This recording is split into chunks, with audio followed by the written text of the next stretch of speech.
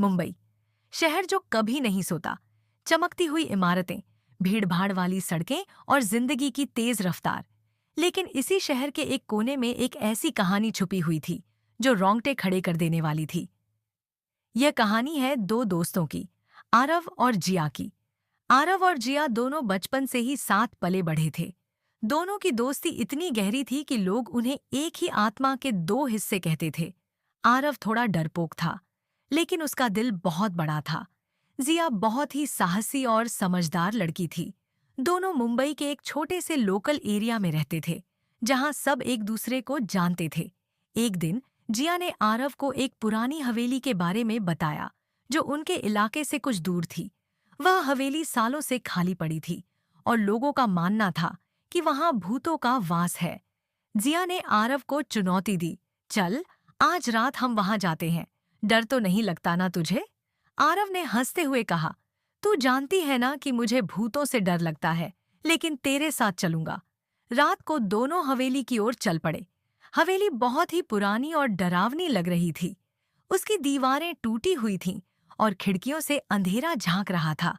दोनों ने हवेली के गेट को धक्का दिया और वह खुल गया। अंदर जाते ही उन्हें एक अजीब सी ठंडक महसूस हुई।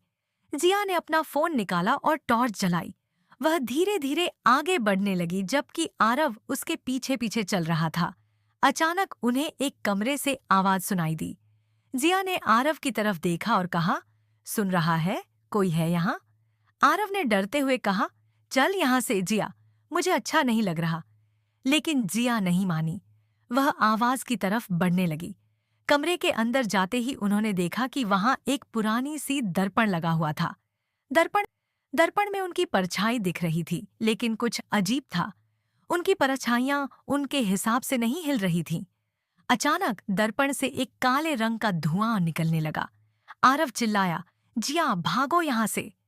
लेकिन जिया वहीं खड़ी रही। उसने देखा कि धुएं से एक आकृति बन रही थी। वह एक महिला की आकृति थी, जिसके चेहरे पर कोई भाव नहीं था। महिला ने धीरे से कहा, तुम यहाँ क्यों आए हो? यहाँ तुम्हारा कोई स्थान नहीं है।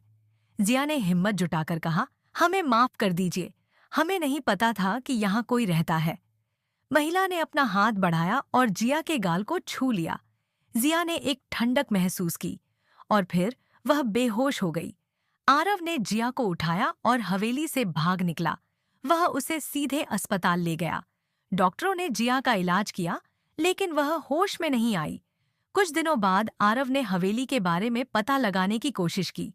उसे पता चला कि वह हवेली किसी जादूगरनी की थी, जिसे लोगों ने भूत कहकर चिढ़ाया था। वह जादूगरनी अब भी वहां रहती थी और जो भी उसकी हवेली में जाता था, वह उसकी आत्मा को कैद कर लेती थी। आरव ने फैसला किया कि वह जिया को बचाएगा।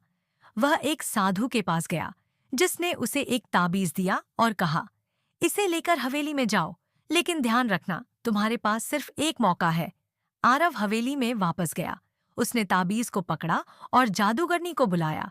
जादूगरनी प्रकट हुई और उसने आरव से कहा, तुम वापस आ गए, तुम्हें डर नहीं लगता? आरव ने कहा, मैं अपने दोस्त को बचाने आया हूँ, उसे छोड़ दो। जादूगरनी ने हंसते हुए कहा, तुम्हारी दोस्ती की कीमत क्या है? क्या तुम उसकी जगह लेने को तैयार हो? आरव ने हाँ कह दिया।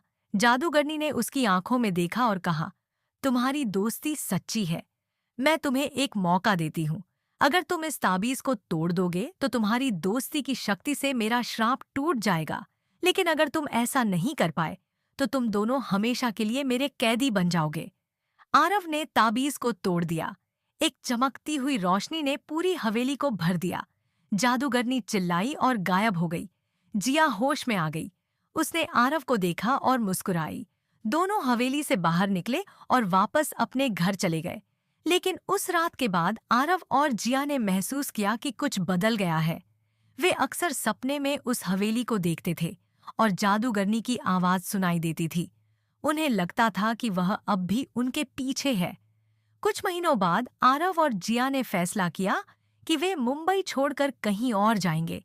लेकिन जिस दिन वे शहर छोड़ने वाले थे, उसी रात जिया गायब हो गई। आरव ने उसे हर जगह ढूंढा, लेकिन वह नहीं मिली। अगले दिन आरव को एक संदेश मिला। वह संदेश जिया का था, जिसमें लिखा था, मैं हवेली में हूँ, आ जाओ। आरव ने फैसला किया कि वह जिया को बचाएगा। वह हवेली में गया, लेकिन इस बार वह वापस नहीं आया। कहा जाता है कि आरव और जिया अब भी उस हवेली में रहते हैं और जादूगरनी उनकी आत्माओं को कैद किए हुए है। जो भी उस हवेली में जाता है वह उनकी आवाजें सुनता है और कभी वापस नहीं आता।